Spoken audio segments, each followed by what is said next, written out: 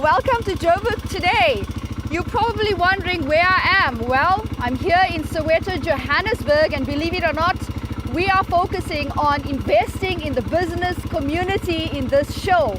Our host is Eskom, and they've just launched their 2017 Business Investment Competition. They invited us here to share with us how they are assisting small businesses grow their enterprises and doing their bits to grow this national economy. At a fun-filled event in Soweto, the Eskom Development Foundation officially opened entries for the annual Business Investment Competition. The Business Investment Competition focuses on supporting South African registered black-owned businesses, and we are very pro-women and youth-owned businesses in any one of four sectors: agriculture and agri-processing, manufacturing, engineering and construction, and trade and services. But it's more than just a competition and the prize money that goes with it.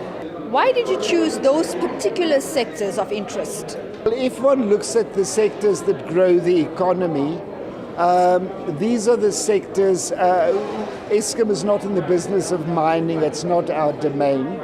And if one looks at accessibility of people who were excluded from the economy before, these are the ones where we need black champions, where we need people to be successful. And also these are the sectors that will contribute to the economy and growing it and making it stronger. So how does it work, the competition? What is the criteria for entry? Right. Individual business owners, as I say, they have to be South African citizens. The business has to be registered and it has to be operational for 2 years, because there are thousands of businesses that are registered that are dormant. So they have to be operational. Any individual business, any business owner can enter the competition. It's online. It's very easy, BIC at groundedmedia.co.za. But when the judges eventually adjudicate, and it's an in-person adjudication, and entrants come to the adjudication provided they meet all the criteria, such as audited financial statements, submitting a business plan, submitting their marketing strategy, compliance with all the legal things like a tax clearance certificate, registering their employees on UIF and the like.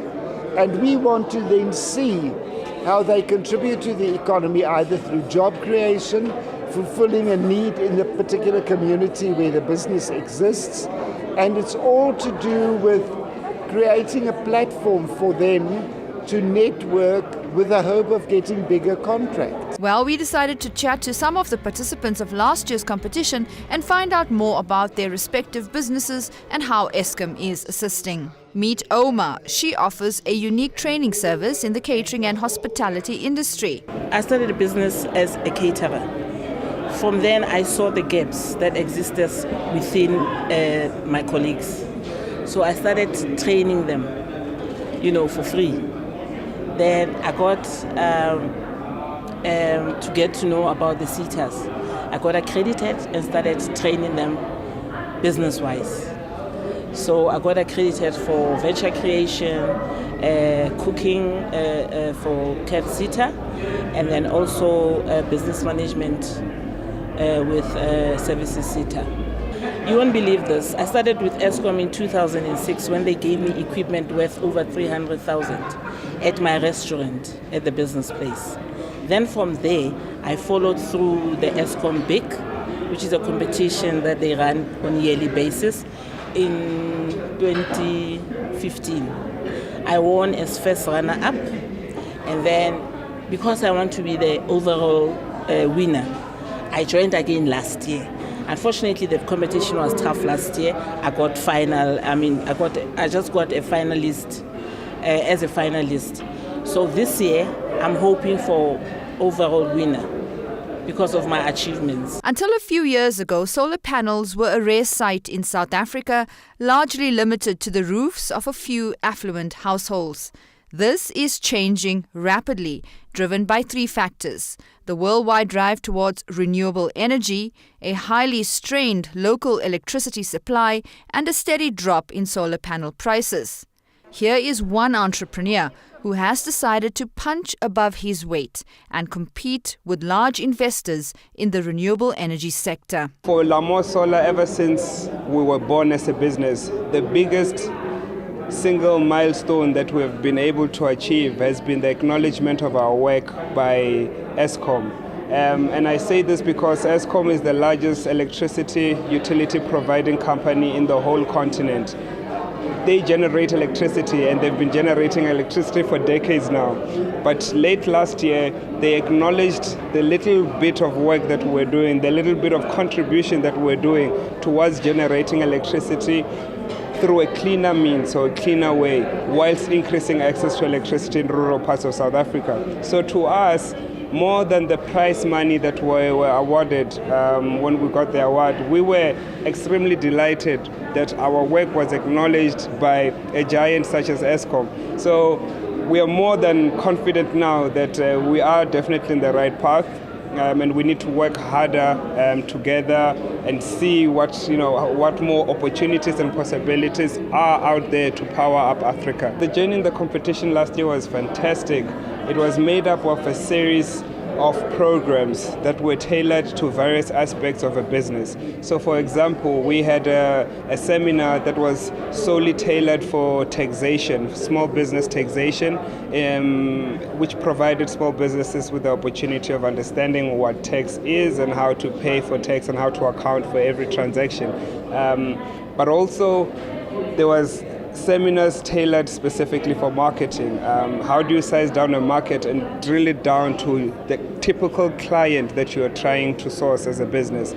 Without sourcing of sales, you don't have a business, and without identifying a target market, it becomes extremely hard or challenging to sell anything to just everybody. So we've learned a lot about how to formalize our business, from running at the onset from a boot of a car to having offices today where we are able to to consolidate our efforts. It's been remarkable.